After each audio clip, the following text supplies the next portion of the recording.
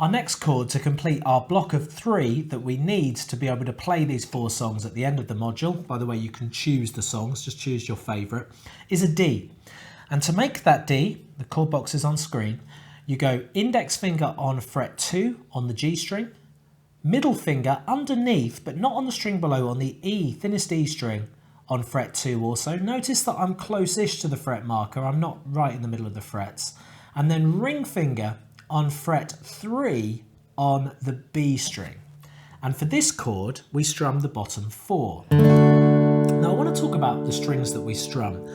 You notice that for E it's all 6, for A it's the bottom 5, and for D it's the bottom 4. Now I often get students obsessing over this and saying, Drew, I just think I'm hitting all the strings at the same time, or I'm not hitting enough strings, etc.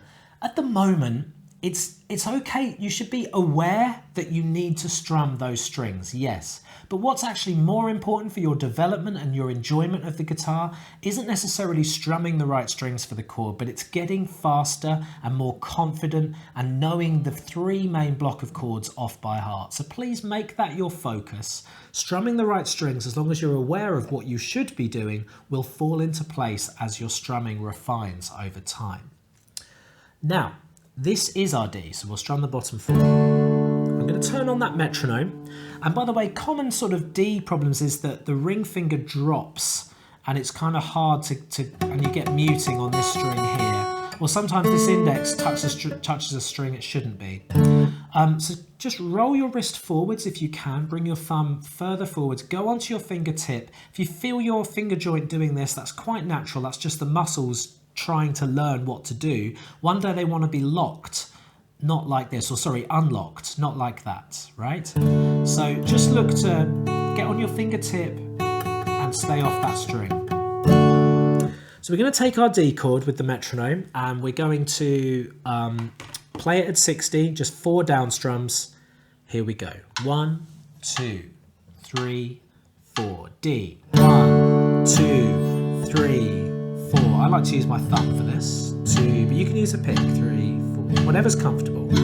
It's not really about what's in your hand, it's about keeping time and getting the chord changes right now. So that's your D. Yes, nice little bright happy chord. So we have 3 chords, E, A and D, all majors. We need to learn how to change between those chords. Now you can set yourself little assignments for doing this. I'm going to give you an example of a couple, but once we've done that and you've had a little play about with that, and maybe there's one particular change from one chord to another that you find difficult, in that case you should be doing this, setting that exercise if you find one you find difficult. But really, changing these chords, it would be much more fun for you to do that with the songs that are also included in this quick start course. So we're going to go from D to an E chord. Now, quick tip on doing that, lift up these fingers, slide your index down. So don't lift it up, just slide it down. That means just keep in contact with the string so you feel it under your tip to fret 1 and then put the middle and ring on. So if you go back to D, it's the same, right? Lift these up, slide this up, put middle and ring.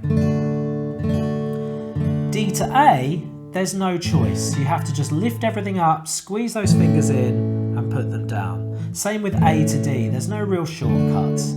The middle finger kind of stays in the right fret, but it needs to go all the way down. D to E I've done. A, E to A I've shown you earlier. Just an E to D I've shown. So we're going to do 4 strums of D, 4 strums of E, and 4 strums of A. And I'm going to be giving you a break of 4 beats on your metronome in between each chord change to give you time to make them. But if you find that too easy in your own practice, you could do it with perhaps just 2 beats, maybe just 1, and then finally no. 2, 3, 4, D. 1, 2, 3, 4. 1, 2, 3, 4, and 1, 2, 3, 4. 1. Then make your A chord. 3, 4. And then go back to D from there. And that's a good little practice routine. And then one day you'll have no break. Just keep strumming anyway, even if the chord isn't quite there. Just keep strumming anyway, even if it's a bit. Just keep strumming. And that's good with your timekeeping. So there we go, 3 chords. Learn those off by heart. We're going to use those 3 chords for some really fun sing-along songs which you will definitely know and recognise in the last few stages of this Quick Start course.